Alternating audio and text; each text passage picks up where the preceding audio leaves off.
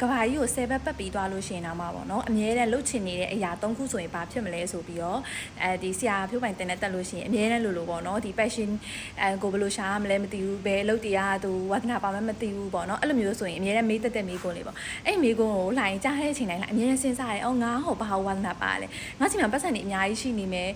လှုပ်ချင်တဲ့အရာအားလုံးလုပ်ပြီးသွားမယ်ကဘာကြီး10ဘက်ပတ်ပြီးသွားရင်တော့ငါဘာကိုစိတ်ဝင်တစားနဲ့လုပ်နေမလဲဆိုတဲ့ဟာမျိုးပေါ့နော်တွေ့တဲ့အချိန်မှာလှိုင်3ခုထွက်လာတယ်အဲ့ဒါဘာလဲဆိုလို့ရှိရင်เนาะ like land လောက်ရအရန်ပျော်တယ်ဘယ်အချိန်ဘယ်လိုပဲဖြစ်ဖြစ်ဒီတင်ယူမှုနဲ့ပတ်သက်လာလို့ရှိရင် like လုံးဝ aggressive ဖြစ်တယ်ပေါ့เนาะမှုကိုအရန်ကိုခုံမင်းနဲ့သဘောကျတယ်ပျော်တယ်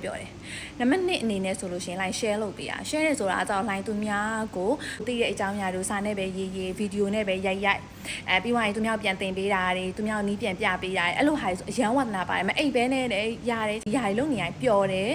စိတ်ထဲမှာတော်တော်လေးကိုအရန်ဒီ flow တစ်ခုတည်းရောက်နေရလို့ခံစားရတယ်နံပါတ်3အနေနဲ့ဆိုလို့ရှိရင်တော့ line ဒီ create ပေါ့နော်နံပါတ်3ကတော့တစ်ခုခုကိုဖန်တီးနေရတာသဘောကျတယ်ကိုယ့်ရဲ့ idea အသစ်ရလာတဲ့ idea အသစ်ကို execution လုပ်နေရတဲ့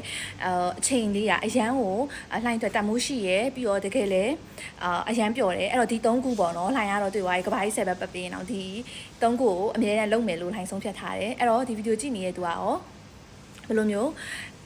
အတွေ့ရလဲဘယ်လိုမျိုးဝါသနာရှိလဲဘယ်လို passion တွေရှိလဲဆိုတာcommentမှာရေးသားခဲ့ပါအောင်နောက်ထပ်ဗီဒီယိုမှာထပ်ပြီးတွေ့ပါမယ်